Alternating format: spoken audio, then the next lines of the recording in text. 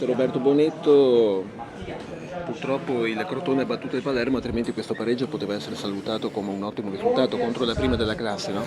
Sì, certamente, purtroppo il Crotone ha battuto il Palermo, ci sta, diciamo, però questo risultato dobbiamo guardare in casa nostra, no? Noi abbiamo fatto un punto che avremo tutti quanti sottoscritto e firmato all'inizio della partita, per cui dobbiamo ritenerci soddisfatti. La squadra ha lottato, si è impegnata e io direi che possiamo andare a casa sereni e tranquilli e prepararci bene la partita per sabato. Poi il Crotone ha battuto il Palermo oggi come oggi penso che i ragazzi lì siano un pochettino, non ci sia quella serenità che deve regnare in una società che sta lottando per le prime posizioni, quindi può darsi che questo possa incidere anche nella testa dei ragazzi, vedremo poi anche nelle prossime cosa che accadrà.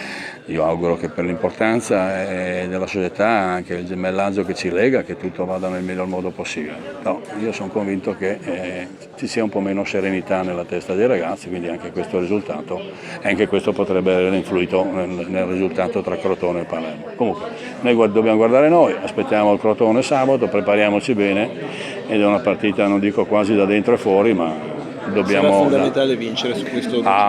Questo è senz'altro. E speriamo che il pubblico dia un sostegno appropriato. Ma penso di sì, c'è sempre stato vicino, in questi momenti dobbiamo stare tutti uniti e le critiche aspettiamo a maggio, alla fine del campionato, dopo l'11 maggio facciamo tutte le critiche del caso. Ecco, in merito alla partita di stasera, Padova-Brescia rimane rammarico perché il Padova era passato in vantaggio, peccato. Sì, purtroppo sì, il rammarico c'è, potevamo anche chiudere sul 2-0 con la girata di Macogo, bell'intervento di Alfonsi e il calcio è fatto così.